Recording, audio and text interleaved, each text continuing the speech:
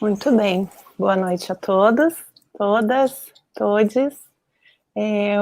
Hoje temos um encontro muito especial, o segundo encontro do Seminário Virtual em Defesa do Patrimônio Cultural, Percursos e Desafios, que leva o título do livro, publicado pelo Fórum. Eu sou Martina Lesch, coordenadora do Fórum de Entidades em Defesa do Patrimônio Cultural Brasileiro. O Fórum de Entidades, junto com a GKS, Inteligência Territorial, organizou esse seminário virtual, a partir dos artigos publicados na obra de mesmo nome, que se encontra disponível no site do Fórum. O livro foi lançado em 2021 e organizado pela professora Márcia Santana e pelo colega Hermano Queiroz, e pela sua importância, o seminário virtual também integra as comemorações do centenário da Semana de Arte Moderna, com encontros que iniciaram no dia 27 de abril e que tem uma agenda aí até 30 de novembro de 2022. Na grande maioria das vezes, os eventos vão acontecer nas quartas-feiras, variando um pouco no horário, dependendo da agenda do convidado, dos convidados, das convidadas. Por vezes será às 18h30, ou como hoje, às 19h30. Então, por favor, se inscrevam no canal do Fórum. A organização está providenciando para que os participantes depois consigam registrar as horas, a carga horária. A gente está vendo ainda se vai fazer com um projeto de extensão ou por intermédio das entidades. Então, agradeço a presença de todos e de todas. Na noite de hoje, nós temos a professora Maria Laura Viveiros de Castro Cavalcante, que vai conversar conosco, sobre o capítulo que a contribuição dela para o livro. Então, esse também é um dos objetivos do seminário, é fazer com que leitores conversem com seus autores, com os autores do livro. Professora Maria Cavalcante, antropóloga, professora titular da Universidade Federal do Rio de Janeiro, no programa de pós-graduação em Sociologia e Antropologia do Instituto de Filosofia e Ciências Sociais. Pesquisadora do CNPq, é especializada em antropologia simbólica e teoria antropológica. Entre seus livros se destacam alguns que eu vou citar os títulos: Drama, Ritual e Performance, Antropologia de Victor Turner, publicado pela Mauá em 2020, Carnaval, Ritual e Artes, publicado pela Sete Letras em 2015, Reconhecimentos, Antropologia, Folclore e Cultura Popular, pela Aeroplano em 2012, também o livro Carnaval Carioca, dos bastidores ao desfile, publicado originalmente em 1994 e revisto e ampliado em 2006 pela editora da UFRJ. Tem diversos artigos em revistas científicas sobre o bombado de Parintins, Amazonas e outros temas correlatos. Ela organizou com Renata Gonçalves as coletâneas intituladas Carnaval Sem Fronteiras, as escolas de samba e suas artes mundo afora, e Carnaval em Múltiplos Planos. Também com Joana Correia, que vai ser a debatedora da noite, organizou Enlaces, Culturas Populares e Estudos de Folclore, pelo IFAM, em 2018, e com José Reginaldo Gonçalves, As Festas e os Dias, pela editora Contracapa, 2010. É também autora do livro de contos Todo Dia Amanhece no Arpoador e do conto infantil A Viagem de Luísa. O primeiro de 2012, o segundo de 2017. As suas pesquisas sobre rituais e história da antropologia prosseguem, e se abrem para abordagem dos diferentes usos e sentidos das narrativas e escritas etnográficas na antropologia, nos estudos de folclore e na prosa de ficção. Também está conosco Joana Ramalho Ortigão Correia, que é antropóloga e gestora, doutora e mestre em antropologia pelo programa de pós-graduação em Sociologia e Antropologia também da UFRJ. Atualmente é professora da pós-graduação de Arte e Tecnologia, e também coordena um curso de formação inicial e continuada em assistência de produção cultural em Minas Gerais, Diamantina. Atuou como consultora do plano de gestão do Memorial dos Povos Indígenas, sediado em Brasília, entre 2016 e 2017, e da Política Nacional das Artes, desenvolvida pela Funarte, 2015 e 2016. Participou da coordenação do processo de registro do fandango caiçara como patrimônio material brasileiro pelo IPHAN, entre 2008 e 2012, e é uma das organizadoras da coletânea de artigos de antropologia já citados aqui, né, junto com a professora Maria Cavalcante. Também é autora dos livros Na Ponta do Verso, Poesia de Improviso no Brasil, e Museu Vivo do Fandango. O Museu Vivo do Fandango, iniciativa que projetou e geriu em 5 municípios do litoral sul e sudeste do Brasil, foi reconhecido como boa prática em salvaguarda pelo Comitê Internacional do Patrimônio Material da Unesco em 2011. Integra o Núcleo de Estudos Ritual, Etnografia e Sociabilidades Urbanas, do mesmo programa de pós-graduação, coordenado também pela colega professora Maria Cavalcante. Então, queridas, sejam bem-vindas, sintam-se em casa. Eu passo a palavra para a Joana, que será a debatedora, né? E assim como trabalha com a professora Maria Cavalcante, também vai conseguir conduzir com mais maestria do que eu acho que qualquer outra pessoa aí que compõe o fórum. Então, sejam muito bem-vindas. Aos que estiverem nos assistindo, podem interagir no YouTube, né? E uma boa noite, um bom trabalho para todos, sejam bem-vindas.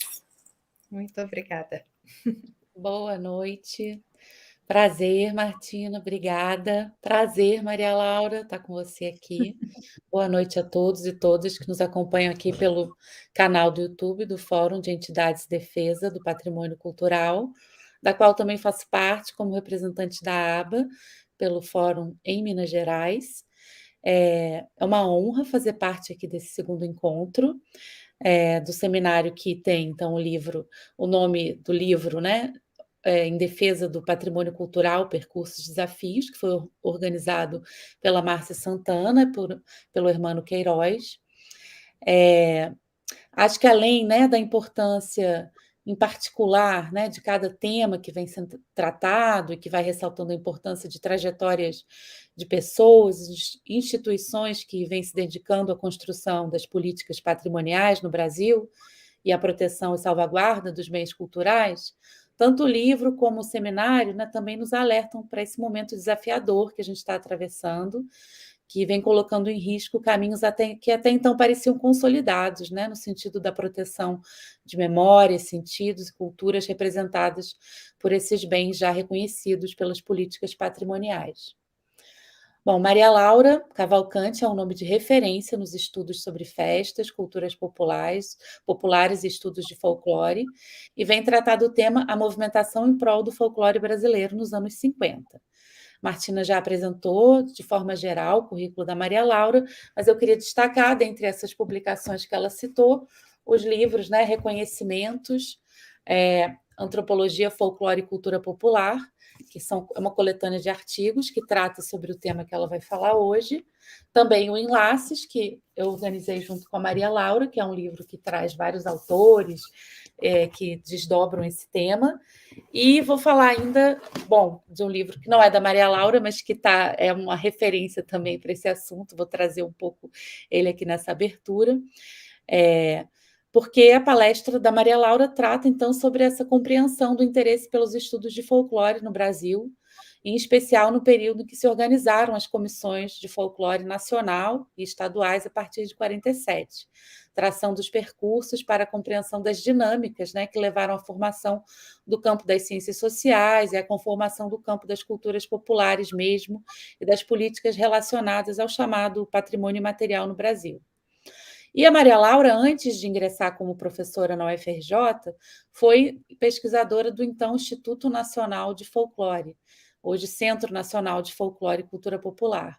E entre os anos de 87 e 90, coordenou a pesquisa Os Estudos de Folclore no campo das ciências humanas e sociais, com o apoio da FINEP, que teve o incentivo interlocução do Gilberto Velho, consultoria da Lúcia Lippe de Oliveira, do CPDOC e FGV, e teve dentre os pesquisadores a Miriam Lins de Barros, Silvana Micélia de Araújo, Elizabeth Travassos, Marina de Melo e Souza e o Luiz Rodolfo Vilhena, né, todos intelectuais que também contribuíram e têm contribuído para o reconhecimento dos estudiosos de folclore na cena intelectual, né, da política também nacional.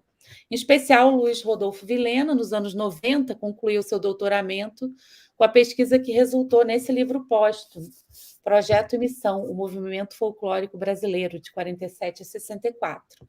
Foi um livro publicado em 97, uma obra de referência também, que investiga a fundo essas redes de articulação e de interesse do folclore, e as consequências também que levaram à marginalização desse interesse no campo das ciências sociais, nos anos 70, 80. Então, para mim, é uma alegria estar nesse espaço de encontro e diálogo com a Maria Laura, que foi também a minha orientadora de mestrado e doutorado, e que é uma intelectual brilhantemente produtiva e dotada assim, de uma enorme generosidade, uma significativa capacidade de agregar pesquisadores em uma rede que vem também desdobrando esse tema do interesse dos estudos de folclore, do campo das culturas populares, a partir de perspectivas antropológicas, muito por estímulo e diálogo com a própria produção intelectual que ela nos traz. Obrigada, Maria Laura. Passo a palavra para você. Obrigada, obrigadíssima, Joana. Muito obrigada, Martina. Eu quero agradecer ao Fórum o convite, né, da gente poder conversar, né, sobre um texto que produziu para esse livro, né, em defesa do patrimônio cultural, percursos de desafios. O título e o subtítulo são ótimos, né, porque os percursos são muitos e muitos ricos, e os desafios são sempre grandes e particularmente desafiadores no nosso momento atual, né? Eu agradeço inicialmente o convite da professora Márcia Santana e do meu colega Hermano Queiroz, que me chamaram para participar dessa grande reflexão, né, que, na verdade,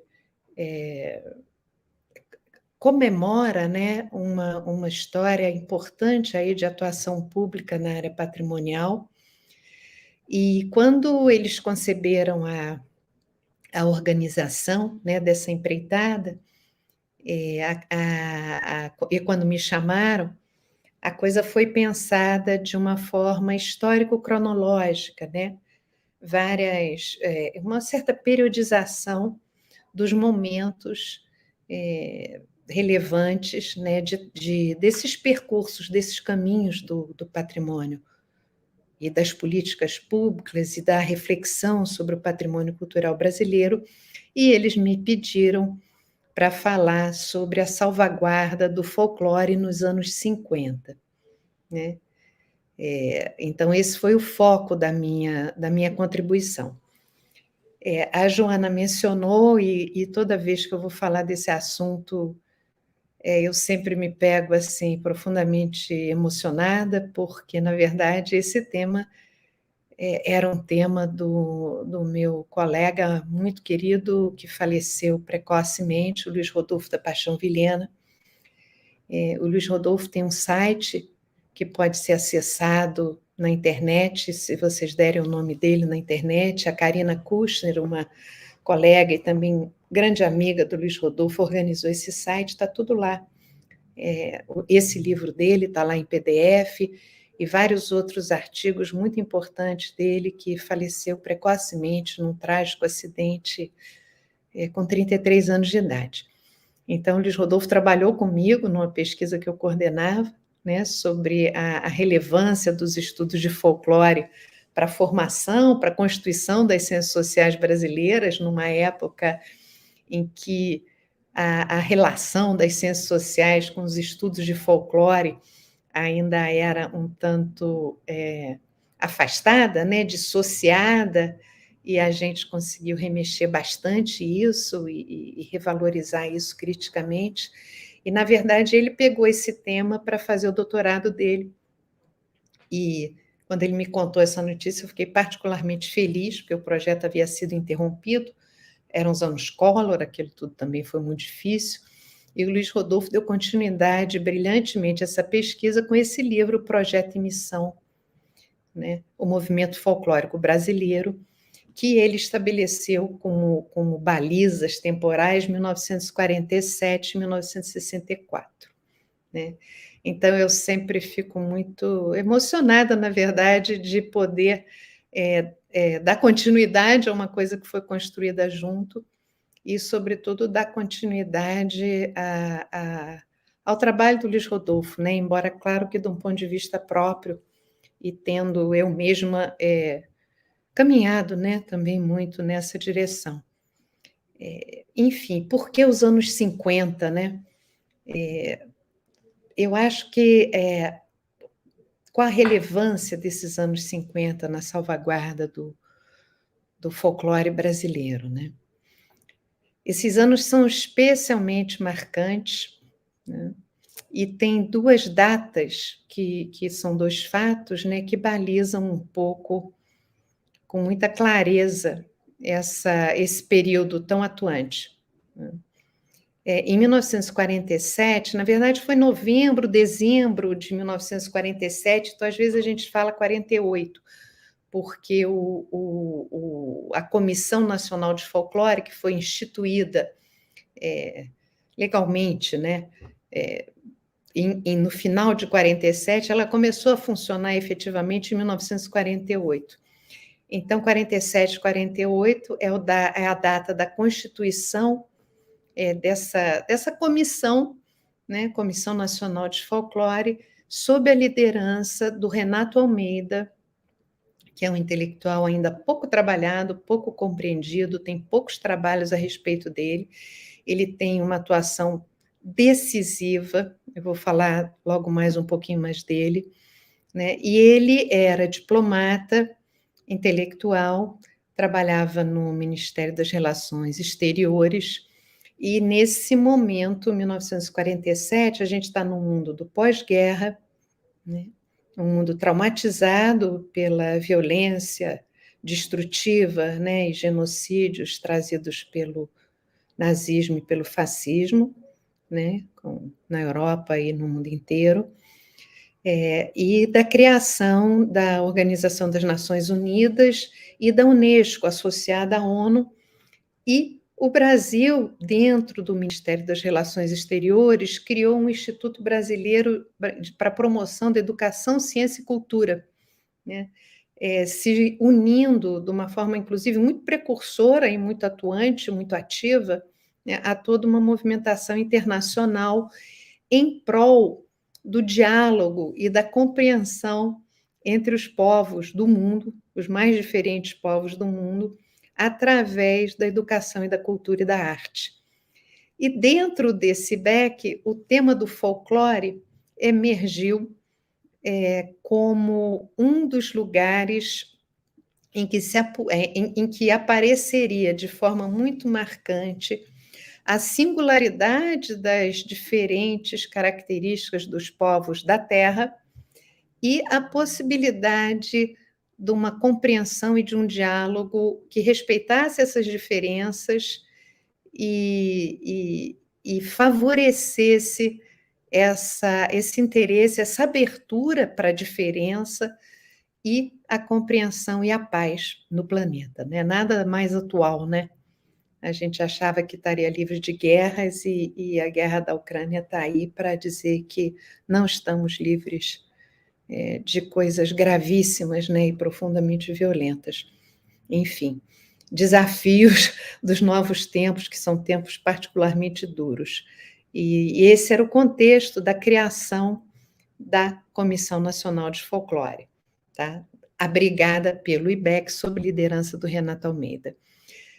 Essa comissão promoveu uma movimentação extremamente bem-sucedida no país, uma movimentação capilar que chega nas mais diferentes regiões, nas mais diferentes cidades brasileiras e que vai culminar em 1958, quando no governo de Juscelino Kubitschek se cria a primeira instituição pública em âmbito federal dedicada ao registro, preservação, salvaguarda, divulgação, apoio das culturas e das artes populares no Brasil. Então, isso é de uma relevância enorme, é o início de uma política pública que se expressou, né, muito bem com a criação em 2000, do ano 2000, com o início da imensa abertura na ideia de patrimônio cultural para a abrangência do chamado patrimônio cultural imaterial, né? Vou falar um pouquinho mais dessa história. Mas então, essa década, né, tem essas duas balizas temporais e para a gente compreender a graça disso tudo, né, tem uma distância cronológica grande que nos separa desse momento, né, de mais de meio século, né? Eu sempre penso assim que uma analogia é que esse assunto, esse tema folclore, ele nesse momento ele tinha uma relevância, uma ressonância pública, né, tão grande quanto tem hoje mundialmente o tema da defesa do meio ambiente e das preocupações com a salvaguarda do próprio planeta e com as desordens e preocupações climáticas de ordem mundial, né? O tema do folclore ocupava esse lugar na consciência mundial e não só brasileira, e o Brasil tem uma atuação absolutamente precursora nesse ponto, né? É muito impressionante, por exemplo, que a Convenção da Unesco em prol, né, que vai estimular diferentes estados-nação do mundo a tomarem conta do patrimônio cultural e material, date de 2003, e que a política de patrimônio cultural e material brasileira tenha sido inaugurada no ano 2000. Né? O Brasil tem coisas extremamente favoráveis, extremamente positivas, e que cada vez mais a gente tem que valorizar e salvaguardar, né, essas iniciativas. Enfim, então essas são as balizas, né, da ideia do folclore, e a ideia do folclore, o folclore é um neologismo, né? Ele quer, a origem o termo em inglês, folklore, né, que o Mário de Andrade falava folklore, ele acentuava o lore para manter o sentido etimológico de referência do folklore, né, que é saber do povo, saberes do povo, né? Quando a gente pensa nesse sentido semântico que dá origem à palavra, eu acho que fica mais próximo daquilo que era o significado que esse termo, que essa categoria tinha nos anos 50, e o quanto ele pode ser nosso contemporâneo quando visto com um olhar compreensivo e crítico, né? A ideia de folclore, né, são duas ponderações que eu acho que vale a pena a gente fazer e ter sempre em mente, que a ideia de folclore é uma ideia, essa ideia dos saberes do povo, é uma ideia que surge dentro dessa grande corrente filosófica romântica desde os meados do século XVIII e que atravessa a Europa e Américas no século XIX, século XX, e que ainda ecoa, né, até nossos dias. É impressionante a força desse movimento cultural, que é um movimento filosófico e cultural riquíssimo, né, que traz a questão da singularidade cultural como um ponto crítico, né, da reflexão e da valorização cultural, né? E a gente tem associado à ideia de folclore uma outra noção que também é muito importante, que é a noção de cultura ou culturas populares. A ideia de cultura e culturas populares amplia um pouco esse escopo da noção de folclore, porque, por vezes, a noção de folclore tende a se associar a certos regimes de autenticidade que foram considerados mais puros do que outras formas culturais, e isso sempre foi um problema dentro dos estudos de folclore, né? A ideia de cultura popular vem um pouco contrabalançar esse ingrato esforço de traçar limites entre aquilo que seria genuinamente folclórico, genuinamente tradicional, e aquilo que estaria submetido à dinâmica dos tempos modernos e contemporâneos, né? E a ideia da cultura popular abre um pouco a ideia de folclore. Eu sempre trabalho com as duas noções juntas, lembrando que, em termos de conceituação, são sempre muitas as conceituações, e eu acho que uma das conceituações mais assim arejadas, instigantes da ideia de cultura popular é a ideia do Mikhail Bakhtin, né, que vai acentuar não tanto a preocupação, não é mais a construção de limites e de fronteiras entre diferentes formas da cultura, mas a interpenetração, as interinfluências, a construção de circuitos culturais, de processos culturais que atravessam diferentes níveis de cultura e que requerem processos de mediação, e muitos mediadores em setores do povo, em setores da elite, em setores governamentais. Há sempre processos de troca que são tensos, por vezes são desiguais, mas estão sempre presentes naquilo que a gente chama de folclore ou chama de cultura popular. É uma arena onde se encontram sempre diferentes forças sociais. A coisa que é muito interessante na ideia de folclore e na ideia de cultura, ou culturas populares, né, no singular ou no plural, eu acho que cada uma das formas tem ganhos e perdas, né, é que ela está sempre dentro desse impulso, né, da tradição filosófica romântica, ela está sempre interessada na construção de pontes, né?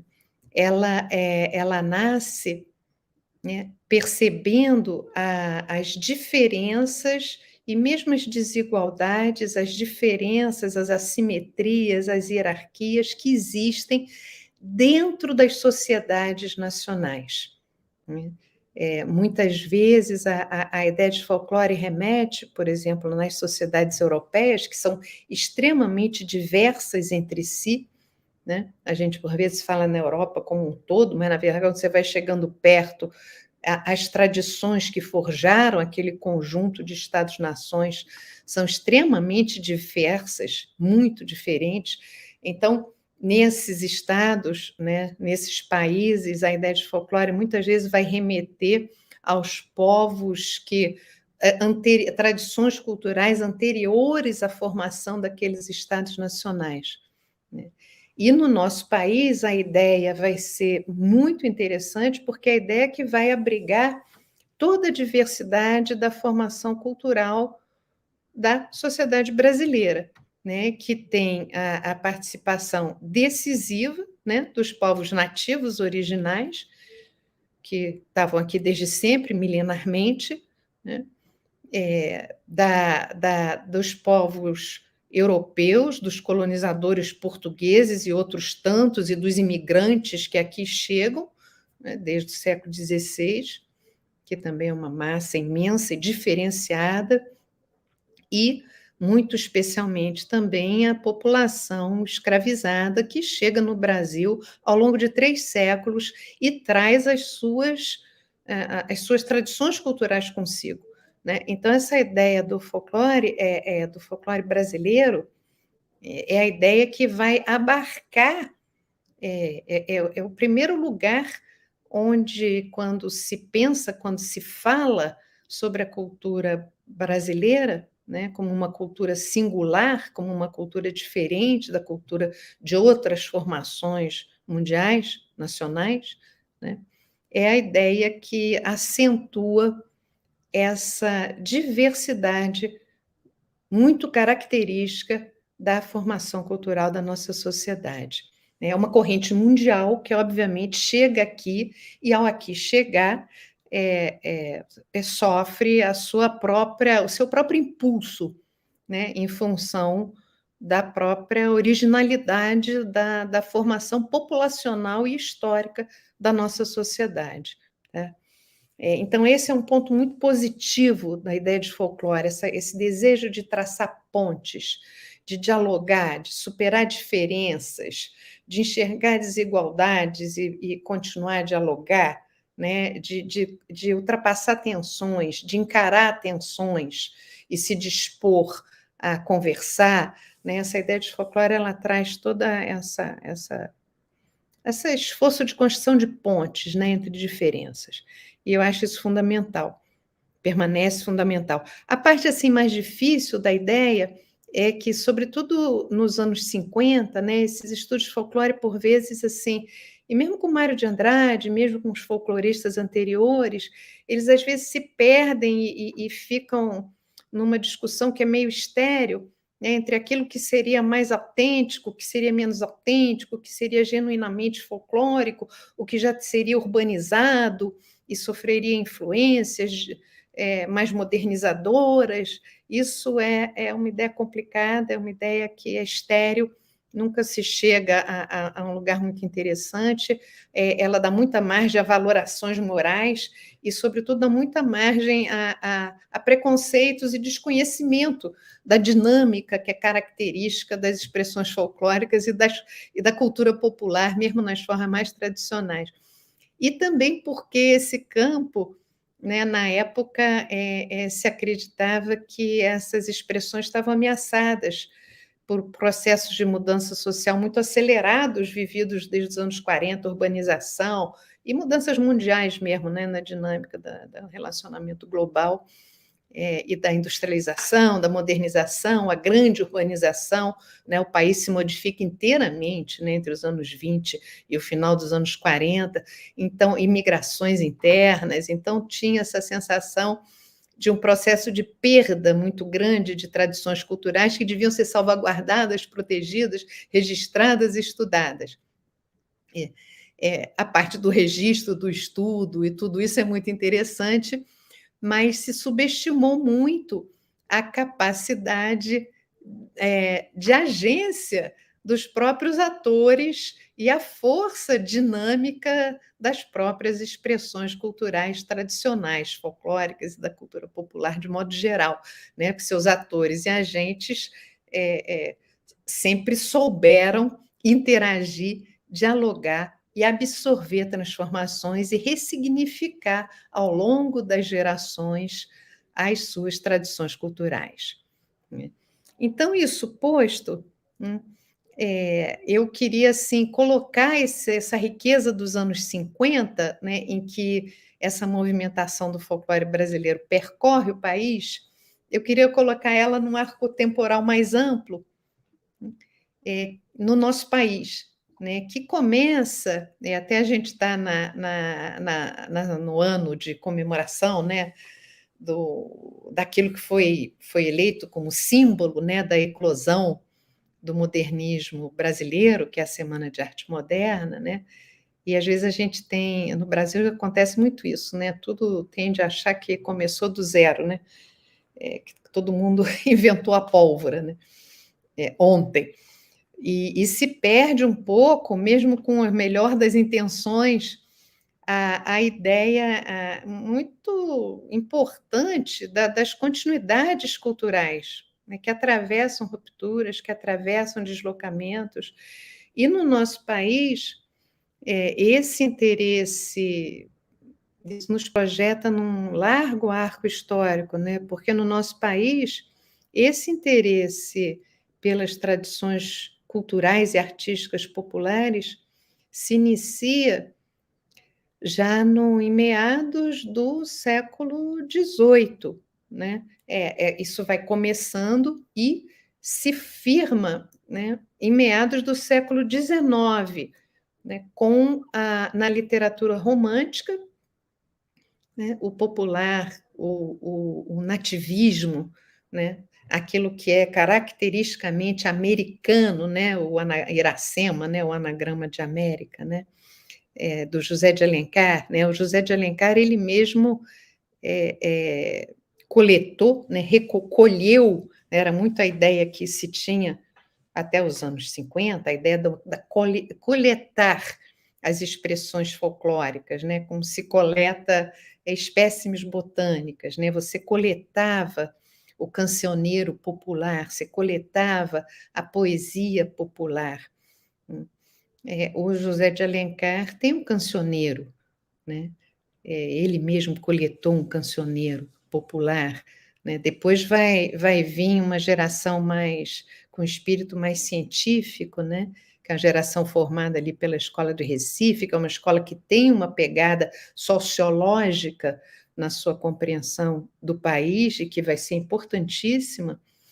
Recife é um centro cultural, né, nesse momento, final do século XIX, dos mais relevantes. Então, vai vir Silvio Romero, Celso Magalhães, né? Silvio Romero é considerado um dos primeiros precursores, né, dessa preocupação com o registro mais metódico dessas expressões culturais e menos diletante. O que ele quer dizer? Ele queria que os autores que faziam essas coletas interferissem menos nas coletas e coletassem as coisas, como vai dizer mais tarde o Mário de Andrade, direto da boca do povo, ouvir da boca do povo. Né? Começa a se valorizar esse lugar, essa voz, que é uma voz que vem do povo. Né? Tudo ainda de uma forma muito diferente, né, dos parâmetros antropológicos atuais, mas era uma forma que seguia aquilo que se concebia como a melhor tradição etnográfica da época. Né? A etnografia era concebida como você trabalhava como na antropologia nascente, né? A gente se trabalhava com registros de segunda, terceira, quarta, quinta mão, ou mesmo que eventualmente você tivesse diretamente escutado, né? Da sua ama, que cantava aquelas canções para você na hora de dormir, do missionário que tinha ido e tinha escrito seu diário. Tudo isso era válido, valorizado, e se preocupava com a fidedignidade da coleta, mesmo que ela fosse de quarta ou de quinta mão. Será que aquele autor a quem eu estou recorrendo na minha coleta registrou adequadamente aquilo que o povo realmente disse? Então, essa movimentação, que é muito forte, muito expressiva, ela começa no século XIX. E a mudança de regime político do Império para a República traz uma continuidade que atravessa essa ruptura.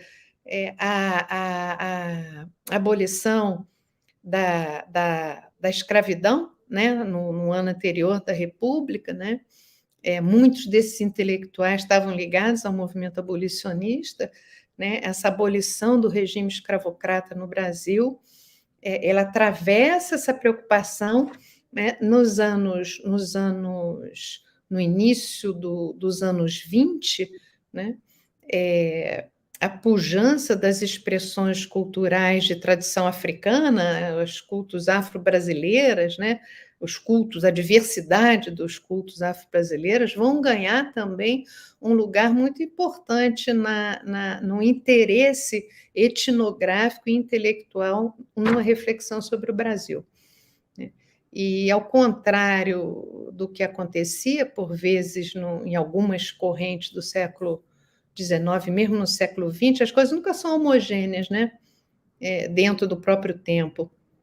Você tem autores já no começo do século XX que, com muita clareza, estão valorizando essa diversidade das participações culturais na formação da cultura brasileira.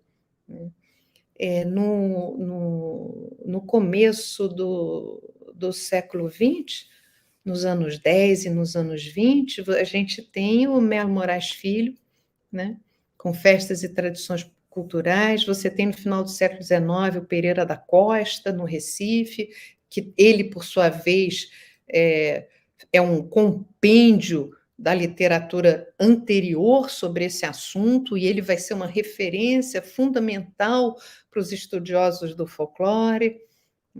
A gente tem pessoas que são geniais e pouco valorizadas, que merecem muito mais atenção do que têm recebido. que são o Afonso Arinos, o primeiro Afonso Arinos, né, natural agora me esqueci, Paracatu, acho que é Paracatu, né, que é genial, genial. O Afonso Arinos tem um livro de conferência dele, que o Olavo Bilac publica em 1917, se eu não me engano. Ele fez conferências em 1915 no Teatro Municipal, não vou me deter muito nisso, senão vou me perder. Mas essas conferências dele são impressionantes, porque tem certos parágrafos, certas maneiras de falar, que se a gente dissesse que foi Mário de Andrade, todo mundo acreditaria, né? É impressionante, inclusive, tanto do ponto de vista do que a gente chama hoje patrimônio imaterial, como patrimônio material, extremamente precursor, né, na reivindicação de nobreza das tradições culturais populares e da relevância disso como pontos de referência para a construção de uma singularidade cultural brasileira. E você tem um outro intelectual também que tem sido muito pouco estudado para o porte que mereceria, que é o Amadeu Amaral. Amadeu Amaral é um paulista de Capivari, que pega o começo da imprensa, né? Vai trabalhar nos principais jornais de São Paulo. Ele falece em 29, Mário de Andrade conheceu, os dois, inclusive, e o Amadeu Amaral, ele tinha lido Van Gennep, que é um folclorista belga famoso, que foi incorporado à tradição antropológica central e até hoje é decisivo, é o cara que conceitou ritos de passagem, todo mundo sabe essa ideia, né? O Amadeu Amaral tinha lido Van Gennep, e o Amadeu Amaral é a primeira pessoa que começa a modernizar na direção mais contemporânea, não só a metodologia do folclore. Ele não falava folclore, ele falava tradições populares, né? Tradições populares. O Florestan Fernandes, o Roger Bastides vão admirar o trabalho do Amadeu Amaral, né? E o Amadeu Amaral é a primeira pessoa que tem a noção de que se deveria começar a se organizar atuações públicas em prol da defesa, da salvaguarda e do conhecimento do folclore brasileiro, né? Então, esse período esse período dos anos 10 e dos anos 20, é um período que fica um pouco oculto, né, até pela relevância do modernismo brasileiro, mas é um período de formação do pensamento moderno no que diz respeito às tradições culturais populares. É muito interessante. E chega um certo herói, né, do modernismo brasileiro, no que tange a cultura popular e o folclore, que é o Mário de Andrade, que tem uma atuação muito relevante. O Mário de Andrade é quase que um megafone, né, um agitador cultural, né, em prol da relevância das culturas populares do folclore brasileiro como um referencial de singularidade da cultura brasileira para, num primeiro momento, né, para a criação de uma arte erudita, singular, né, e os compositores brasileiros, né, até hoje, essa tradição é riquíssima, né, Guarnieri, Guerra Peixe, por aí vai, né, todos eles, o Alberto Nepomucemo, que já fazia, o próprio Villa-Lobos, né, que tem o percurso independente, mas que é isso, né, também, o quanto essa arte erudita vai beber nas fontes populares, mas mais do que isso, Mário de Andrade vai além e vai se interessar pelas expressões populares como valiosas por si mesmas, e é conhecida a contribuição dele para uma perspectiva mais etnográfica e inclusiva da noção de patrimônio, que vai acabar ganhando força nos anos 2000, né? O Mário de Andrade tem uma atuação em política pública muito relevante numa experiência mais localizada, que é uma experiência municipal, que é a experiência dele quando diretor do Departamento Municipal de Cultura, que são os anos muito curtos, mas profundamente marcantes por conta da criação da discoteca, da biblioteca, dos projetos de educação infantil, da revista, do arquivo municipal, que ele vai valorizar muito, essa sessão de etnografia que ele cria, o curso da Dinah Lévi-Strauss. É um momento em que estão nascendo em São Paulo as ciências sociais também, porque você já tem a Faculdade de Filosofia da USP, já tem o grupo na Escola de Sociologia e Política, que é muito expressiva nessa época, e essas pessoas, e professores, e pesquisadores se reúnem no curso da Dinah Lévi-Strauss, né? O próprio Mário de Andrade está ali também, então é um momento muito rico, e, em geral, aí eu queria chegar nos nossos anos 50, né? O Mário de Andrade ele sai, né, traumaticamente do Departamento de Cultura, e tem uma leitura mais canônica aí, que segue a fala dele. Ele ficou muito desestabilizado, né, e depois disso ele deprimiu muito, e os últimos anos da vida dele são muito sofridos, né? E ele tem esse sentimento de fracasso na direção eles falavam muito em institucionalizar, né, em tradicionalizar essa atuação em prol das artes e das culturas populares, com registros fílmicos, fotográficos, sonoros, com a discoteca, com bibliotecas, com a salvaguarda, com exposições, né, feiras, artes, enfim.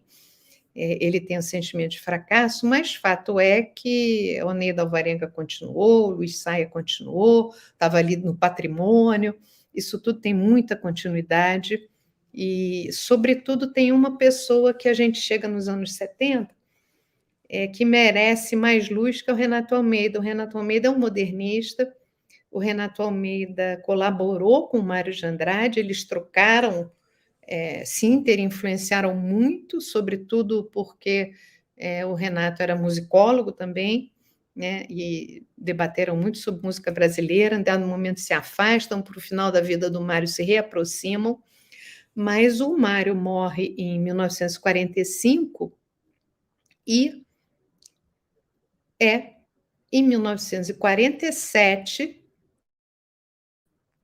que o Renato Almeida inicia, já como diplomata, a sua atuação em torno da proteção, da salvaguarda, do registro, da divulgação das artes e das culturas populares. Então, é preciso valorizar essa continuidade que atravessa, né, que vem lá do final do século XIX, vai se configurando com muita força no começo dos anos 20, ganha essa caixa de ressonância no modernismo brasileiro, em especial na figura do Mário de Andrade, que aí é realmente muito... é o herói, né, quando a gente olha para o modernismo sobre esse ângulo, né, mas que tem grande continuidade com esse outro herói, né, mais discreto, que é o Renato Almeida, que pega para si essa tarefa de lutar para construir na esfera pública, e dessa vez federal, a atuação em prol da salvaguarda do folclore brasileiro. Essa continuidade é importante da gente manter, porque tem rupturas, mas tem veios profundos aí de continuidade, tem interrupções, mas tem impulsos que as pessoas transmitem umas às outras e que encontram força e ressurgem, né? Então, assim, o Renato é uma figuraça. Ele tinha grande capacidade, era um diplomata, então, obviamente, grande talento de negociação e de articulação, né? E existe correspondência, gente, do Renato lá no Colégio Franco-Brasileiro, no Rio de Janeiro, ninguém nunca mexeu nisso, então, assim, merece, sabe? Ele tem uma entrevista também no Museu da Imagem e do Som, que o pessoal do Centro Nacional de Folclore já recorreu e divulgou, que é muito bonita também, porque o Renato é quem consegue capilarizar a movimentação em torno do folclore, né? Ele vai criar no país inteiro comissões estaduais. Essas comissões, em alguns lugares, elas conseguem se tornar muito orgânicas e funcionar muito bem, em outros elas são mais diletantes, mas essas comissões você tem em Pernambuco, na Paraíba, na Bahia, no Espírito Santo, em Sergipe, no Maranhão, Pará, no Amazonas, no Rio Grande do Sul, em Santa Catarina, São Paulo, né, o Rossini Tavares Lima, enfim, é uma movimentação no Rio de Janeiro, a Marisa Lira. Então, em Minas Gerais, né, o Saul Martins, o Aires da Mata Machado, enfim, é uma construção de Brasil também, através da capilaridade dessa movimentação pela defesa e salvaguarda do folclore brasileiro, porque toda essa intelectualidade é uma intelectualidade que vai se aproximar das tradições culturais populares. E, às vezes, numa concepção muito moderna. Não aparece porque os paradigmas teóricos da produção escrita deles não deixam entrever, mas o Rossini Tavares Lima, né, por exemplo, ele é um dos promotores das artesãs de Taubaté, dos figureiros de Taubaté, né? O Rossini que trouxe, né, divulgou, difundiu a arte dos figureiros de Taubaté e deu visibilidade para aquelas artesãs que eram geniais e que só fizeram expandir e ganhar mais lugar e voz, né? E comparecerem a feiras e levarem seu artesanato e sua produção cultural, né? Que é hoje uma produção super valorizada, né? Nacionalmente, né? Então, assim, Edson Carneiro, né? Edson Carneiro é o cara que organizou o segundo Congresso Afro-Brasileiro, que é o primeiro congresso que faz mesas redondas com os próprios líderes religiosos afro-brasileiros, e ele, quando vai ter uma atuação no movimento folclórico, né, posterior, ele vai virar diretor da campanha de defesa do folclore brasileiro, ele vai trazer esse modelo para a organização dos congressos de folclore. Você tem feiras, você tem a participação dos artistas, junto com a participação dos intelectuais. Então, o Renato ele é extremamente bem-sucedido em articular uma rede das mais complexas que reúne alto escalão governamental, autoridades estaduais, setores das camadas populares e a intelectualidade desses diferentes estados e cidades brasileiras. E o que é interessante é que é nesse ambiente, né, que vão começar a se pensar na criação de museus, de biblioteca, de discotecas, para organização e salvaguarda dos registros desses saberes e fazeres das camadas populares. É extremamente precursor, inclusive tem uma influência grande no turismo cultural também, enfim, é uma história muito interessante. E quando chega em 1958, essa grande movimentação consegue se institucionalizar com a campanha de defesa do folclore brasileiro, né? Essa institucionalização nos traz a um outro momento, né, que já é um momento que vai ter uma quebra, né? A campanha é instituída, o primeiro diretor é o Mozart Araújo, que não era muito identificado com a movimentação bem-sucedida. A campanha tem sede no Rio de Janeiro, né? Ela logo cria um museu, uma biblioteca, que são até hoje referências fundamentais para essa área, né? Tem coisas preciosas nesses lugares, uma fonoteca, né? Registros, enfim, é tudo muito valioso. A gente até conhece pouco, vale a pena, arquivos, né? O trabalho do Luiz Rodolfo descobriu arquivos geniais, correspondência, documentação, com todas essas comissões, enfim, ele visibilizou isso tudo que estava justamente arquivado na biblioteca, que foi a biblioteca criada na campanha de defesa do folclore brasileiro. O Museu de Alagoas, o Theo Brandão, quando ele quis, o Museu Theo Brandão, né, quando Wagner Chaves, meu colega que era diretor lá, quis organizar as fitas e gravações valiosíssimas também do Theo Brandão, onde é que ele encontrou isso arquivado? Lá na fonoteca do Rio de Janeiro, da campanha de defesa do folclore brasileiro, né? Então, esse valor muito precioso dos arquivos, dos registros, dos objetos, né, que foram salvaguardados dentro dessas iniciativas. Então, a campanha é criada nesse momento. Em 64 tem uma quebra, né, por conta da ditadura militar. O Edson Carneiro era comunista e ele é perseguido, né, ele sai da direção da campanha, tem uma ruptura e tem uma fala muito bonita do Renato Almeida, que foi o cara que em 48 começou, né, a Comissão Nacional de Folclore e conseguiu o sucesso, é um grande articulador, né, que está ali à frente da instituição da campanha, e o Renato, que já tinha mais de 70 anos, assume a campanha para poder garantir a continuidade daquele trabalho de gerações, né, que estava consolidado ali. O que é muito interessante, que eu não queria deixar de dizer, é que nesse arco aí do final do século XIX para os anos 70, né, a gente tem também a continuidade das tradições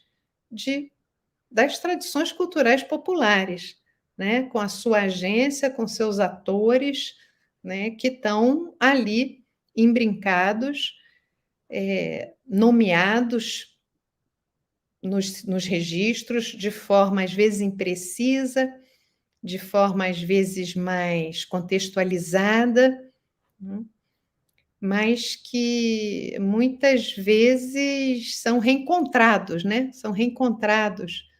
Tem um trabalho do Sandrone que refaz o percurso da missão folclórica, né? Da missão folclórica que o Mário de Andrade envia, né? E que recolhe material de muito boa qualidade sonora e visual, que foi reconhecida, né, por herdeiros desses atores, né? O Mário de Andrade nomeia vários, né, o caso do Chico Antônio, que foi reencontrado também nos anos 80 por um folclorista do Rio Grande do Norte, né, e que vai ser o alvo do filme, um herói com caráter, né, do Eduardo Escorel.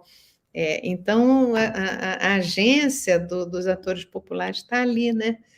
Às vezes menos visível, às vezes mais visível, mas atestando um dinamismo e uma capacidade de renovação das tradições culturais populares surpreendente, né? Nos anos 60, a sociologia brasileira, a antropologia brasileira apostava que toda essa pujança cultural estaria se decrescendo, né? Marisara Pereira de Queiroz, né? A fala era muito a fala da perda, o próprio Florestan, né? Essas expressões não resistiriam aos ventos poderosos dos processos modernizadores, e a verdade é que os atores e produtores das expressões culturais populares têm uma capacidade de agência, de resiliência e de negociação, de adaptação impressionante, né? Com transmissão de gerações, atravessam deslocamentos, rupturas, ressignificações, e estão aí ganhando cada vez mais voz e mais agência nas políticas públicas, né, de patrimônio, tá?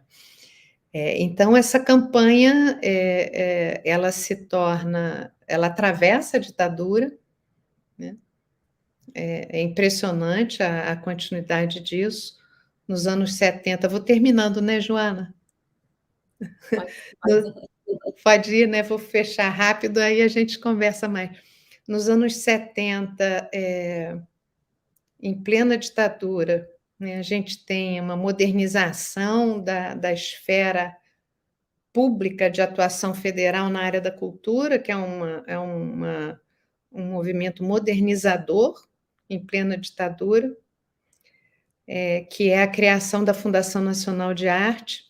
A Fundação Nacional de Arte tem 4 institutos para trabalhar em plano federal com as formas principais de expressões artísticas, né, que são as artes cênicas, as artes plásticas, a música, a fotografia e o folclore. Então, a campanha de defesa do folclore brasileiro consegue, graças à atuação do Braulio Nascimento, muito valiosa. Eu acho que, nesse momento, tem pessoas que realmente são atores decisivos e a gente tem que valorizar isso, tem capacidade de encarar imensos desafios em prol da defesa de um trabalho valioso institucional. O Braulio foi um desses, né? Personalidades discretas, mas com uma atuação fundamental. O Braulio consegue agregar a campanha de defesa do folclore brasileiro à organização da Fundação Nacional de Arte e se torna o Instituto Nacional de Folclore, onde eu trabalhei entre 84 e 94, e desde onde a gente, eu junto com o Luiz Rodolfo e todo esse grupo aí de pessoas que a Joana mencionou, tratou de reencontrar, né, as ciências sociais com essa tradição de estudos tão valiosa.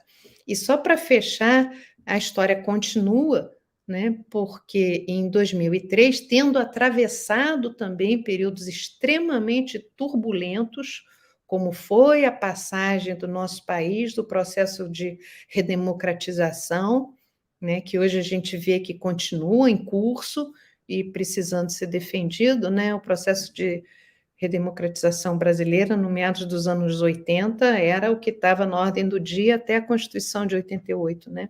Foi tudo muito complexo, muito barulhento, muito confuso, e teve o Collor nos anos 90, né, que foi uma destruição de órgãos culturais. O Instituto Nacional do Folclore sobreviveu a essa tempestade, eu acho que em grande parte, não só graças à dedicação da sua equipe, né?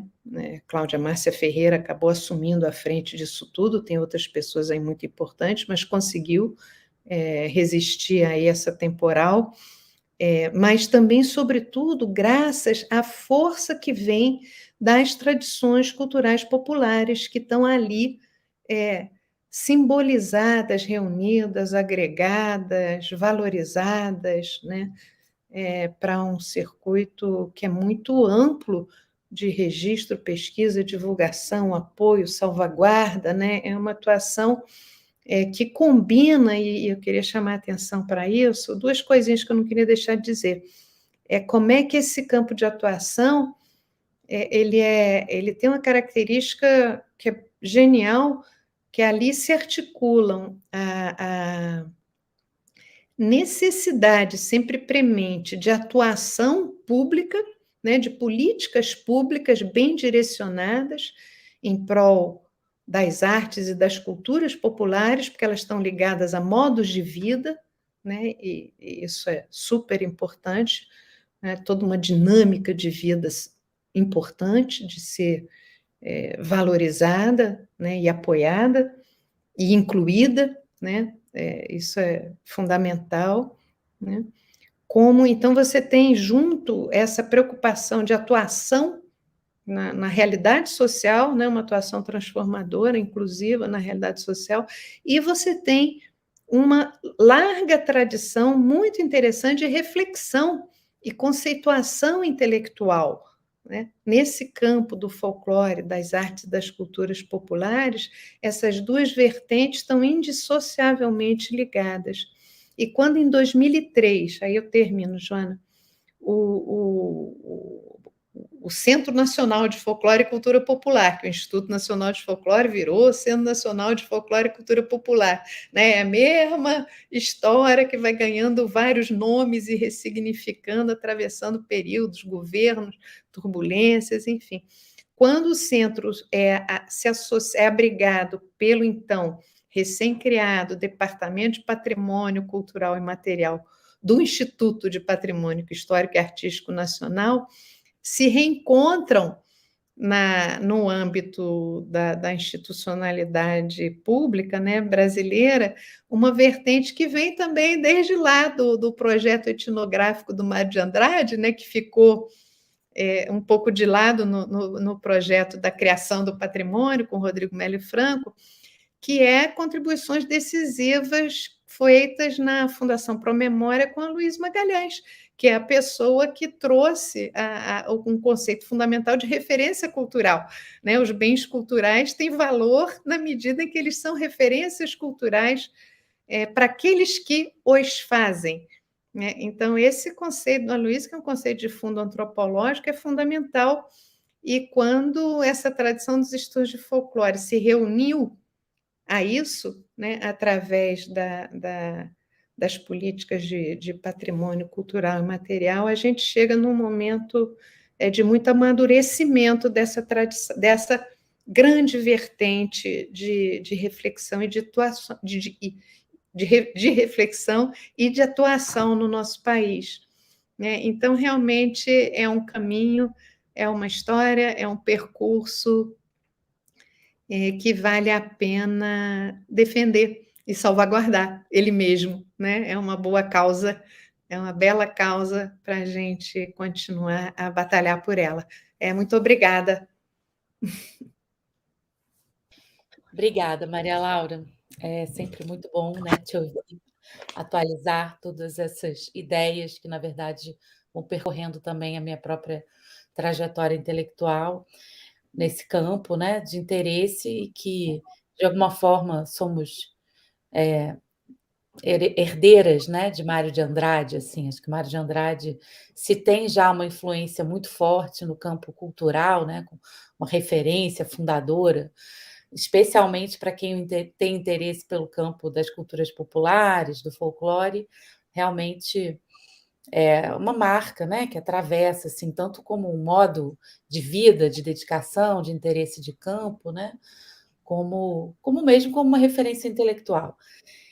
Embora eu saiba que você está se dedicando também a entender mais quem são os autores, né, as fontes em que Mário bebeu, que Mário não surgiu, né, espontaneamente do nada, mas ele tem entender melhor esse conjunto de referências, a gente acaba, né, tendo a ele ali como um ponto de partida, e de fato, quando a gente vai estudar, né, isso tem aparecido muito nas pesquisas, inclusive dos colegas que se dedicam a esse tema, da presença dos estudos de folclore, ou mesmo de entender as dinâmicas mesmo do campo da cultura popular, a gente acaba esbarrando em algum momento com o Mário de Andrade, né?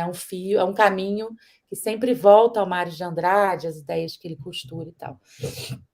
Mas, diferentemente do Mário de Andrade, esses intelectuais herdeiros, né, essa primeira geração de intelectuais herdeiros do Mário, nos anos 40, 60, 50,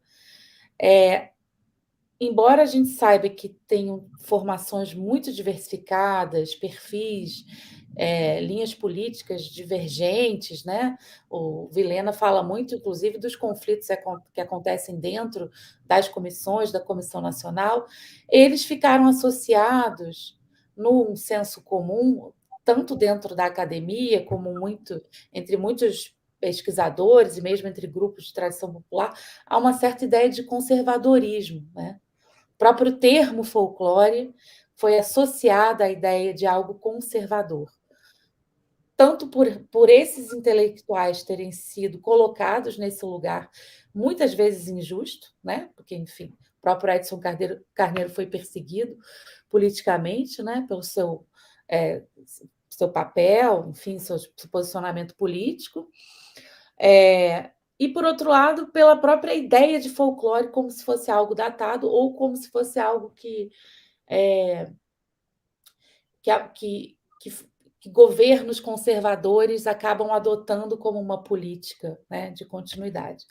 Então, eu queria, se você pudesse, se falasse um pouco mais sobre essa ideia, assim, por que o folclore, especialmente esses estudiosos dos anos 50 e 60, ficaram associados a um certo conservadorismo intelectual e político, o que não reflete, né, de fato, o que a gente vai encontrar estudando, e debruçando em obras lindíssimas, como do Alceu Mainardi, né? O Renato Almeida tem contribuições importantes, embora seja mais da geração do Mário, mas, enfim, a gente acaba encontrando assim, um mundo, né, de pesquisadores em várias áreas que trazem, que acho que ainda merecem ainda ser mais ressaltados. E também eu queria né, trazendo aqui de novo para o nosso tema da defesa do patrimônio, sabe que tem muitas diferenças entre a forma como o Mário pensava o campo e as pesquisas a partir de uma perspectiva nacional, né, de investigar o Brasil, e do que foi, na verdade, o processo de organização dessas comissões, né, de folclore.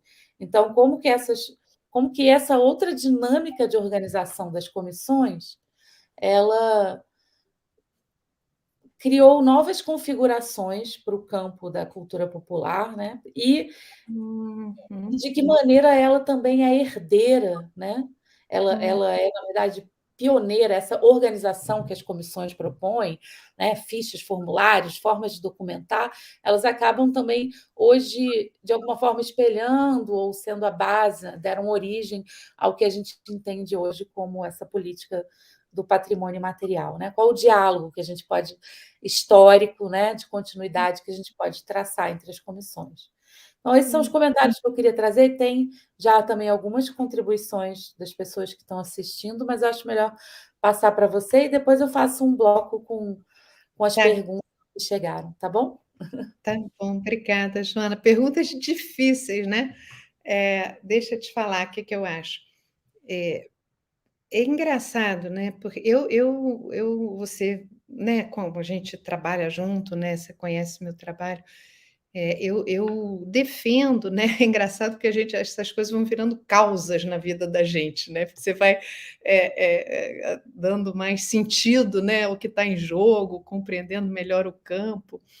E eu defendo muito essa valorização dos estudos, da contribuição dos estudos de folclore, em todas as suas formas, as mais conservadoras e as menos conservadoras. Eu acho que esse campo é um campo amplo, é um campo que sempre agregou intelectuais das mais diferentes tendências políticas, né? Ele é muito diferenciado, tanto que eu não gosto da expressão folcloristas. Eu não uso, né? Se as pessoas repararem, eu sempre tendo a não usar, porque eu acho que folcloristas é uma atribuição externa, sabe, a esse grupo de estudiosos, que, na verdade, é muito diferenciado entre si, não só do ponto de vista de suas próprias tendências políticas individuais, como da qualidade, da maneira com que eles trabalharam. É um campo extremamente diversificado, né? Então, eu acho que tem várias questões. Uma é que eu acho assim, que obra é obra. E obra das pessoas é uma coisa que merece ser valorizada e considerada.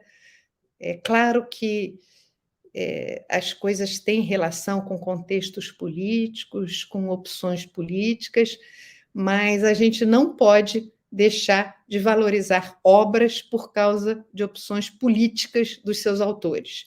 Eu defendo isso, né? Senão ninguém lia Jorge Luiz Borges, senão ninguém lia Casagrande e Senzala, a gente teria um empobrecimento intelectual imenso. Câmara Cascudo por exemplo, um mega folclorista fundamental, com visões, inclusive, muito arejadas e dinâmicas do folclore, né? Ele sempre diz, eu não estou interessado em saber onde é que começa, onde é que acaba, eu quero entender o que acontece, e era uma pessoa com visões mais conservadoras, e, no entanto, o amigo Mário de Andrade nunca brigou com o Mário de Andrade por causa disso, muito pelo contrário, um grande colaborador do Mário de Andrade. Toda a viagem ao Nordeste do Mário de Andrade foi articulada com a elite nordestina por ali, entendeu? Com pessoas das mais diversas posições políticas. Então, eu sou uma árdua defensora da transcendência das conversas intelectuais. Eu acho que isso é fundamental. Eu acho que quando Renato Almeida, que é uma pessoa, obviamente, mais de centro, não sei qual é a posição política do Renato Almeida, mas não era comunista, não era do Partido Comunista, como Edson Carneiro era.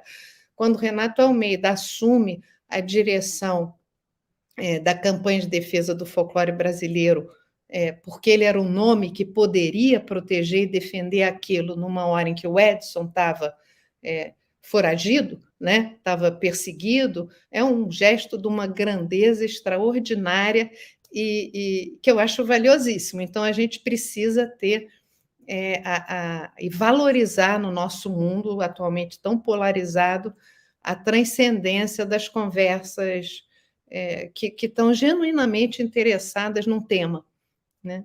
E genuinamente interessadas em conhecer uma obra do outro, sabe? E respeitar essas posições. Eu acho que uma das razões do sucesso da campanha de defesa do folclore brasileiro, lá nos anos 50, e da própria continuidade dessa atuação institucional, é que os próprios segmentos populares têm as mais diversas orientações políticas, né? Então, assim, esse é um campo de atuação que transcende orientações políticas, e é importante que isso seja valorizado e preservado, né? Isso eu acho que é um aspecto, né? O outro aspecto é que uma certa visão... tudo bem, o Mário de Andrade, né? Mas o Mário de Andrade tem muitos problemas também, né? Um dos grandes problemas é a ideia de uma cultura brasileira mais homogeneizada, que ele mesmo vê que aquilo não dá muito certo, e que quando ele chega perto etnograficamente das coisas, ele não consegue. Ele confessa como é que é difícil ele conseguir formular esse Brasil idealizado que ele tanto almejava, né? Ele é um autor bem complexo e, às vezes, até mesmo contraditório, né? Mas ele tinha essa ideia de uma cultura brasileira, e é muito interessante, essa ideia na época é muito importante, né? Porque é uma ideia que valorizou a inclusão cultural. A gente hoje valoriza a diversidade cultural, mas às vezes existe uma tendência que eu acho também muito complicada, de um certo multiculturalismo, das tradições culturais não dialogarem entre si, e eu acho que elas sempre dialogaram e continuarão dialogando, né? Então, assim, cada mundo, cada época tem seus problemas, né? Eu não sou evolucionista nesse ponto, sabe? Eu não acho que a gente consiga... pode ter paradigmas conceituais mais adequados, mais complexos, mas a gente sempre tem contradições e sempre tem limites nos nossos melhores esforços, né? Eu acho que todas as épocas têm seus telhados de vidro. Agora, o que é também? Os estudiosos do folclore dessa época, por vezes, fomentaram, às vezes até um efeito inadvertido, uma certa exacerbação do nacionalismo cultural. Eu acho isso muito ruim, né? Porque, no limite, você tende a uma posição quase xenófoba, né? E muitos juízos morais, e que certas coisas podem, outras não podem. Eu acho que a gente não tem que julgar moralmente. Quem é você para julgar o que as camadas populares estão considerando relevante, entendeu? Acho que os intelectuais, o melhor que eles fazem é compreender, né? Podem discordar, mas tem que compreender primeiro, até para poder discordar e do quê, né? Então, assim, esse nacionalismo cultural exacerbado é conservador, é uma coisa que tende a fechar o país, e eu acho isso ruim, porque eu acho que o país está no mundo, né? Umas coisas muito interessantes no modernismo do Mário de Andrade era justamente essa visão do universalismo, né? Que as tradições culturais populares abriam o país para se comunicar com outras tradições culturais populares, né? Esse universalismo das culturas populares. que é uma coisa arejada, aberta, né? A antropofagia, né? Essa capacidade de ressignificar, de produzir novos elementos, de ser criativo a partir da incorporação dos outros, né? Do outro, da diferença, né? Trabalhar a diferença internamente, isso tudo é muito bacana, eu acho. E é uma visão arejada de culturas populares, mas às vezes isso tende ao fechamento e é retrógrado e é complicado, né? O folclore pode ter um uso muito conservador quando ele se fecha na eleição de certos vieses de tradição considerados melhores do que outros, né? Não é a visão da atuação pública do patrimônio pelo Departamento de Patrimônio Material até pelo menos 2021, né? Era uma visão, ao contrário, muito arejada, muito dinâmica, muito aberta, muito considerando a própria visão das populações interessadas nisso, né? Mas, obviamente, isso é complicado. Durante a ditadura militar, né, você tem uma associação, né, do folclore como visto como um campo de cultura menos problemático do que outros campos de cultura. É porque estava ligado a expressões artísticas, né? Teve muitos atores populares cooptados, né, pela ditadura, né? A escola de samba cantava Viva o Piso, Pasep e a ditadura militar, né? É engraçado, né? Os setores populares eles se movimentam dentro desses processos amplos, né, ideológicos, né? E são cooptáveis, né? E também são gerações e gerações, né? Que um ano fala isso, ou no ano seguinte fala outra coisa, né? Então, tem um dinamismo aí nos processos de cultura popular que é uma heterogeneidade imensa. Mas o que é também? Aí eu acho que tem a relevância e a grande beleza desses estudiosos do folclore brasileiro. Na maior parte deles, eles souberam valorizar a qualidade artística dos saberes e das expressões culturais abrigadas nas tradições populares. Eles viram que aquilo ali tinha arte mesmo, capacidade expressiva, conhecimento, né? Teorias nativas, capacidade de motivar, capacidade de comover, capacidade de transmitir coisas belíssimas. Às vezes eles se expressam de uma forma completamente ingrata. O próprio Mário de Andrade, você lê coisas, fica de cabelo em pé. Ah, como é que essa coisa tão linda vem da alma inculta do povo? Entendeu? Madre mia, né? Se você disser uma coisa dessas hoje, você, né, tá frito, né? Porque é um absurdo. Mas então aquilo é um chavão da época, né? Então é um preconceito. Mas junto com isso, ele está achando ali um tesouro de cultura, que é uma expressão belíssima de um romance tradicional, né? Que se comove diante disso, e aquilo ali é uma pérola, né? É um tesouro, sabe? Então é contraditório, mas em geral eles valorizaram muito a qualidade e o conteúdo expressivo e artístico desses saberes abrigados nas culturas populares. O que acontece é que as ciências sociais nos anos 60 e 70 não queriam saber disso. Não queriam saber disso. Entendeu? Valorizavam os processos sociais, as lutas de classe, né? Os movimentos operários, os movimentos camponeses, tudo isso muito mais ligado às preocupações políticas de esquerda da época, né? Que foi uma época de grandes clivagens. E nesse jogo de forças, os estudos de folclore foram um pouco rechaçados para um lugar visto como mais conservador, né? A própria tradição de esquerda briga muito dentro dela mesma, porque essas formas da expressão das culturas tradicionais, muitas vezes foi vista como falsa consciência, porque não era uma maneira de falsear uma consciência de classe. Então, elas não tinham valor, as pessoas tinham que se desfazer, se despir disso para, de fato, se modernizar, né? Então, eu acho que o buraco é mais embaixo.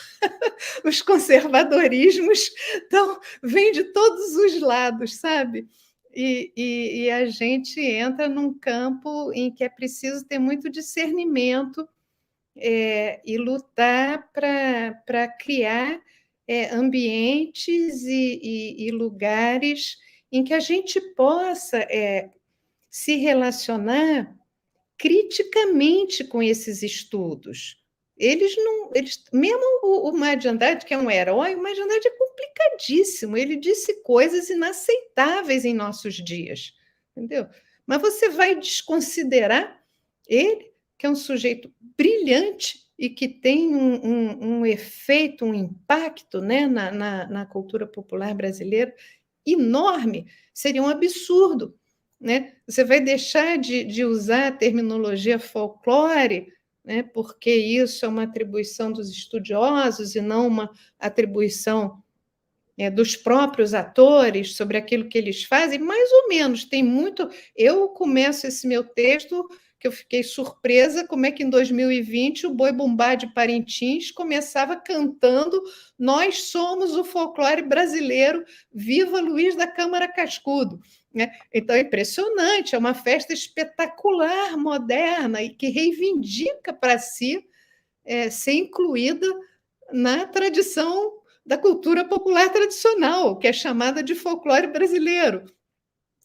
Então, é um campo assim desafiador, né? E que a gente precisa ter a capacidade de dialogar criticamente com ele, né? Ele não pode ser visto como fonte de autoridade, que muitas vezes ele é usado como fonte de autoridade, né?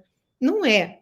Agora, as contribuições e, sobretudo, um valor inestimável dos registros.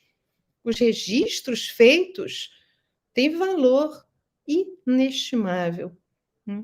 Fílmicos, sonóricos, de objetos, né? São coisas onde aquela cultura está sintetizada, corporificada, né? E muitas vezes as gerações atuais se reconhecem nisso, né?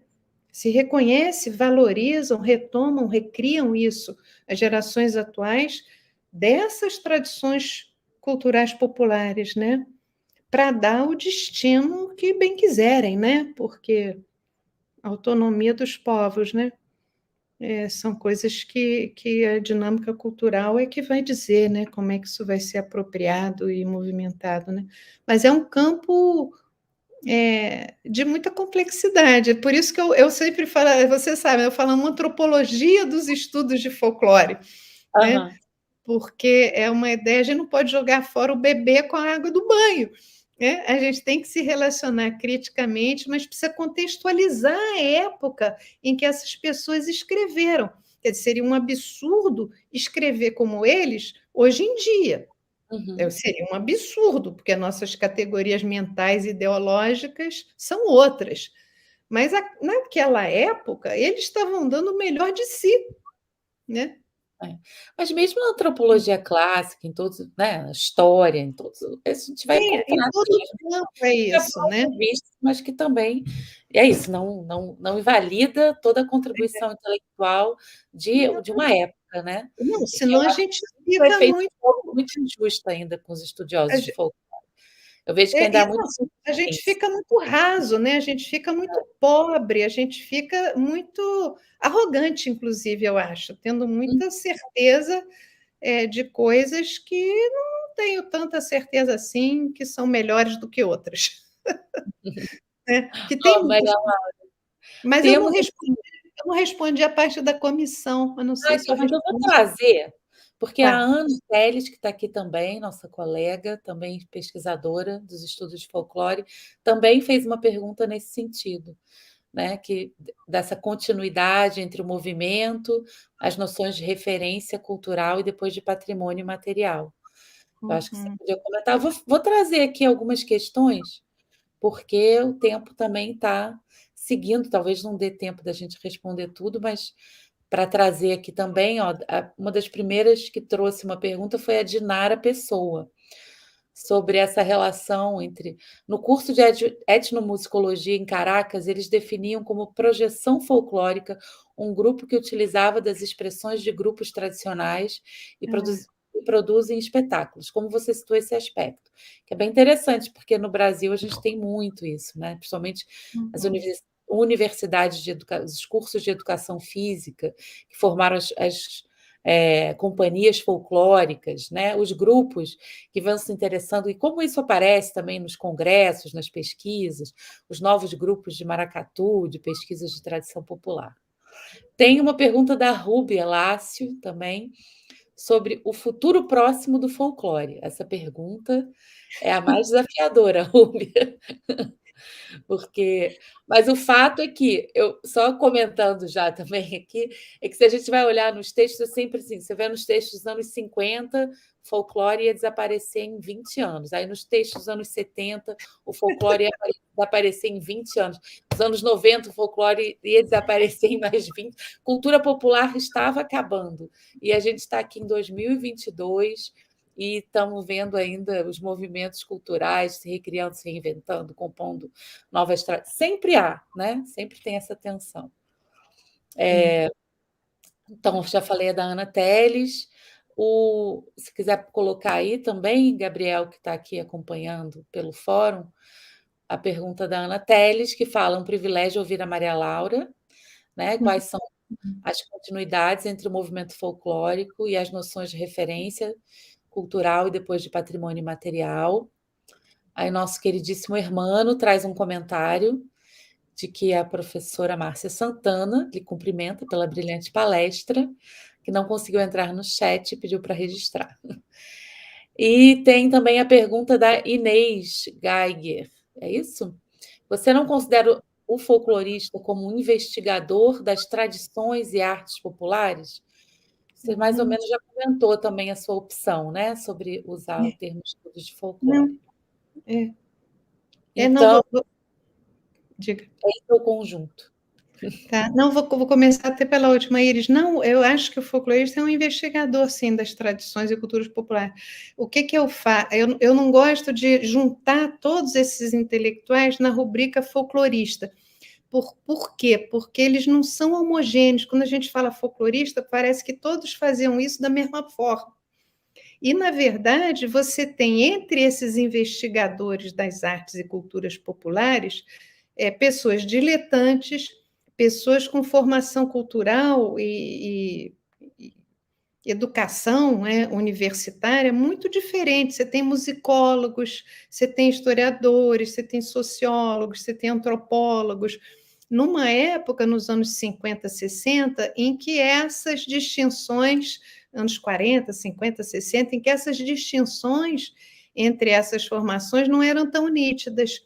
Então, por isso, o termo folclorista tende a agrupar uma heterogeneidade interna desses intelectuais muito grande. Então, eu acho que ele é um investigador, sim, mas esses investigadores fazem as suas investigações de formas muito diferenciadas, não tem uma homogeneidade, se é que eu me faço entender.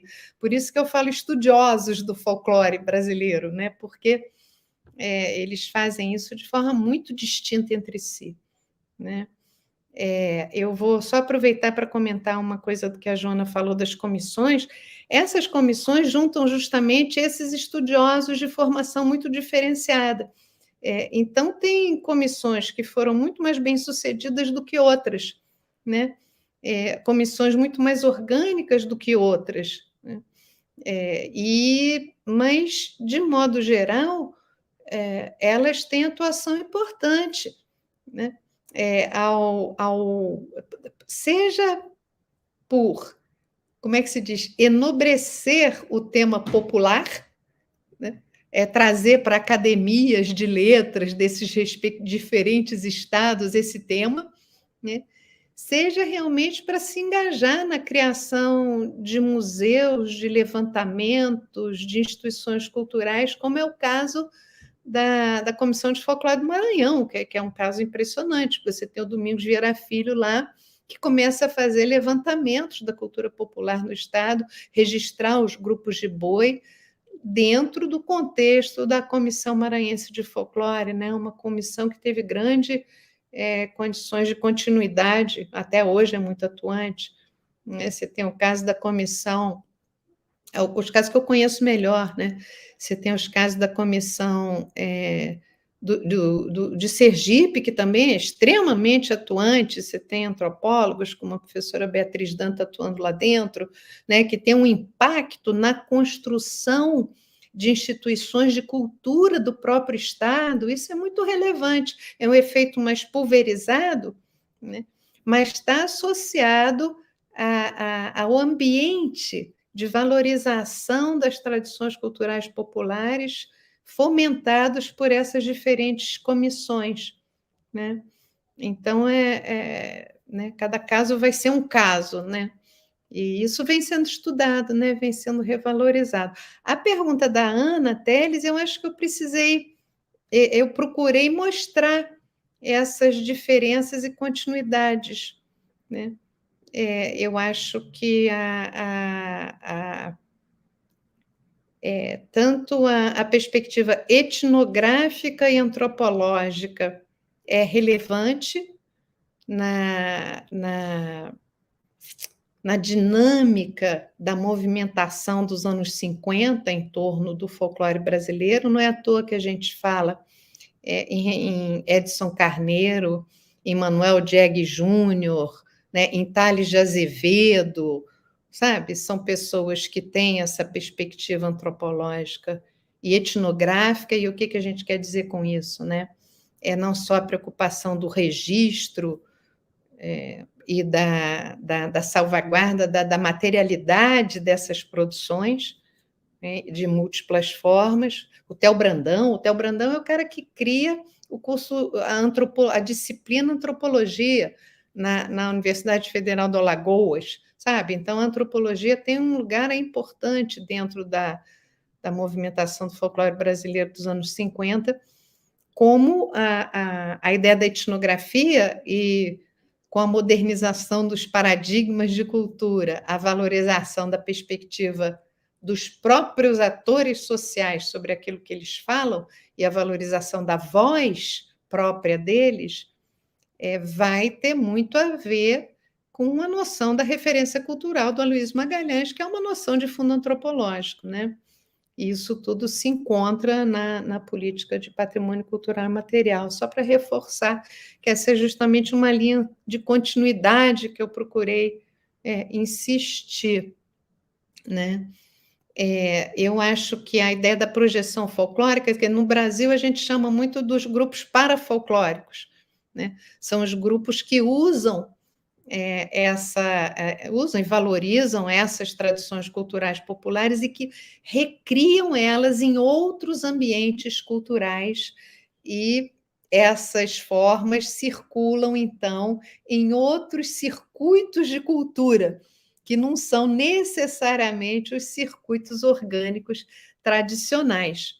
Né? Mas a Joana, nesse caso, é capaz de falar melhor do que eu como é que os produtores do fandango, né, do fandango paranaense ou do litoral sul paulista são perfeitamente capazes de circularem eles próprios, tanto nos circuitos orgânicos, né, da cultura popular tradicional, lá nos ambientes caiçara, como em shows na cidade de São Paulo. Né?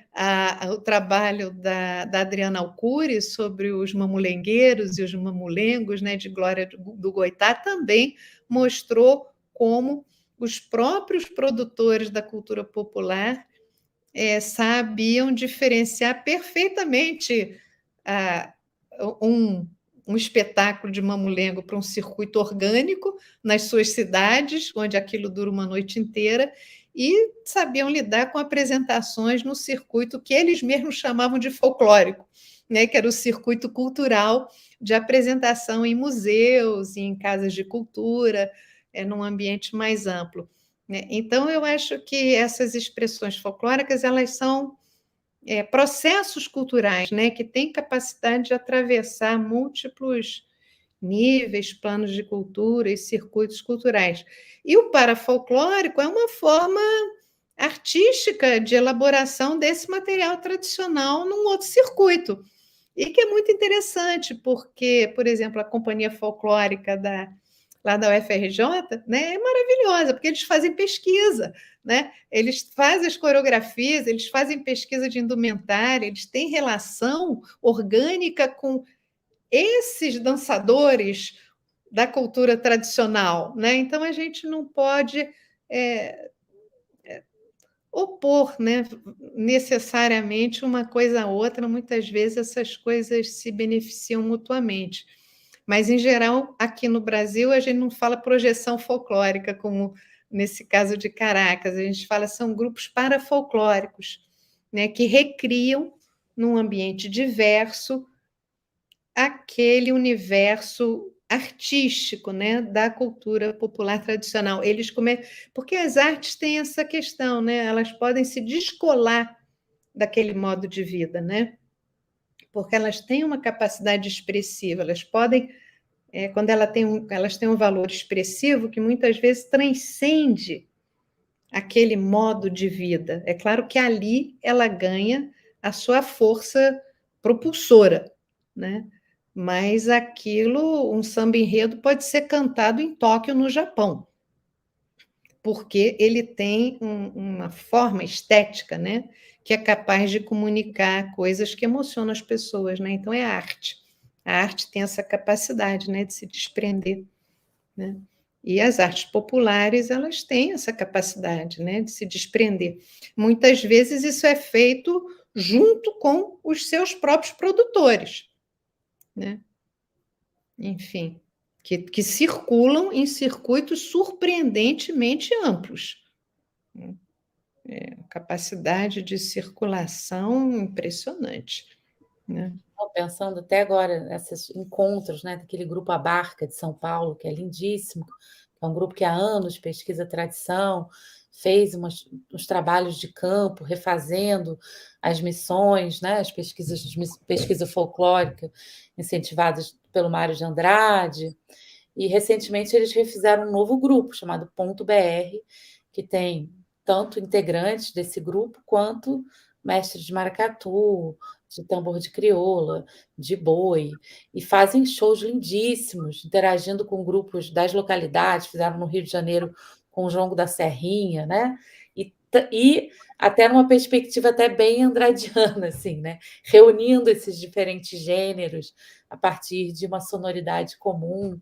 É muito interessante. Estive no Maranhão agora, aí teve um baião de princesa lá na Casa Fanteachante, que é uma festa que acontece lá, né? Que as encantadas estão tocando, de repente eu escuto aquele som, né? Quando eu chego perto é a Renata, ai meu Deus, fugiu o sobrenome dela, que é uma das integrantes da Barca, ela estava tocando, né, um baixo acústico elétrico dentro do Baião de Princesa da Casa Fanteachante, né? Então tem uma interação, né, que vai, que volta, é impressionante.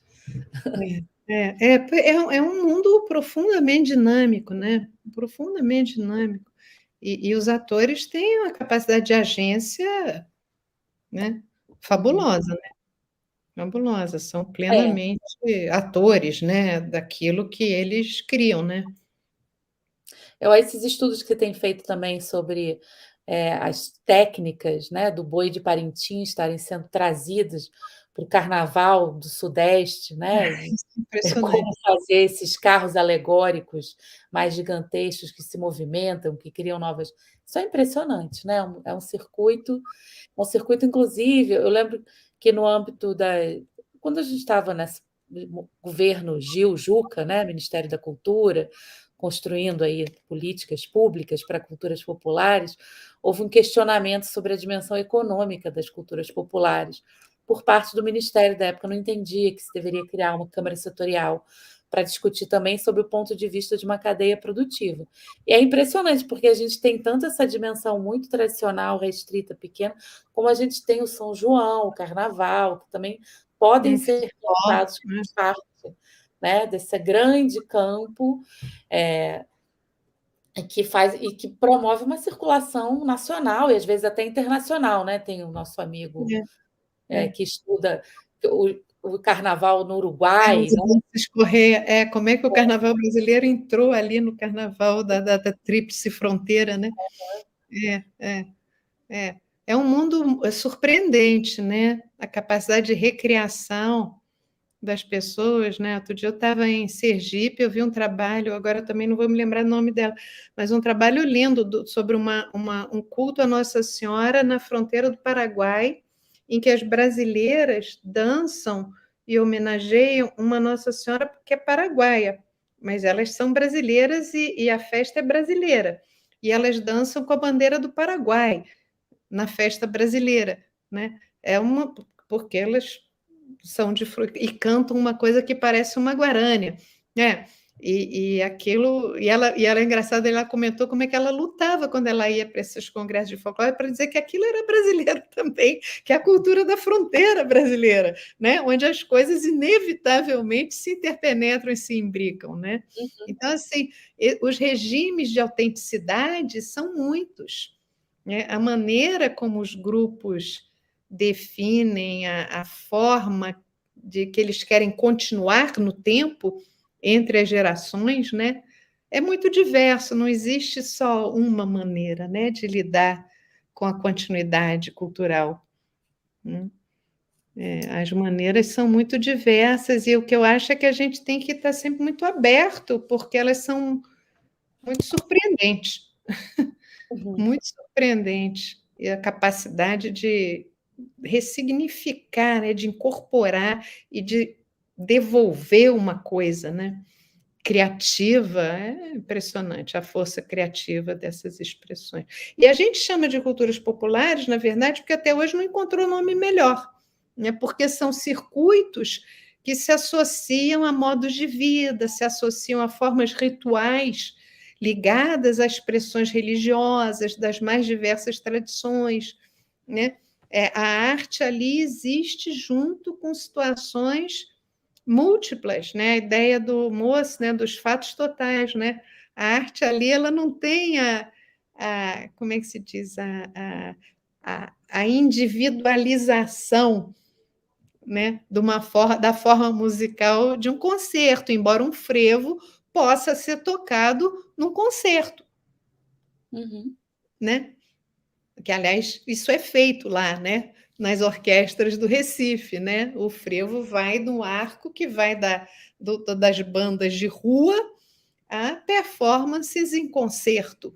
Né? Uma coisa melhor que a outra, não, isso é o frevo, né? Com toda a plenitude das suas expressões e todas as suas possibilidades de dialogar com o jazz europeu, norte-americano e com as bandas do carnaval. É esse arco, né, que a gente abarca quando fala de cultura popular brasileira, porque até hoje não encontrou nome melhor de folclore e de cultura popular brasileira. Saberes tradicionais, expressões saberes tradicionais, patrimônio imaterial tem sido muito adotado para substituir, mas eu acho que realmente a gente não pode restringir o campo da cultura popular à ideia de patrimônio imaterial, porque a dimensão criativa é muito grande também. Eu acho fundamental, as políticas são incríveis, dão uma base, né? Mas você tem esses outros mundos, né, de circulação. Não, e o Estado, a atuação estatal não pode nunca recobrir o movimento da sociedade. O movimento da sociedade é um movimento da sociedade, né? O que a gente pode fazer é que, com a atuação em política pública, esteja sempre a mais antenada possível com o movimento da sociedade. Mas qualquer esforço em outra direção seria indesejável e mesmo controlador e autoritário, o conservador numa direção ou na outra, né? Porque a sociedade ela tem o seu movimento que é próprio, né, e que transcende. As políticas públicas estão dentro dessa dinâmica da sociedade, né? Eu acho que as expressões culturais transcendem as políticas públicas, sabe?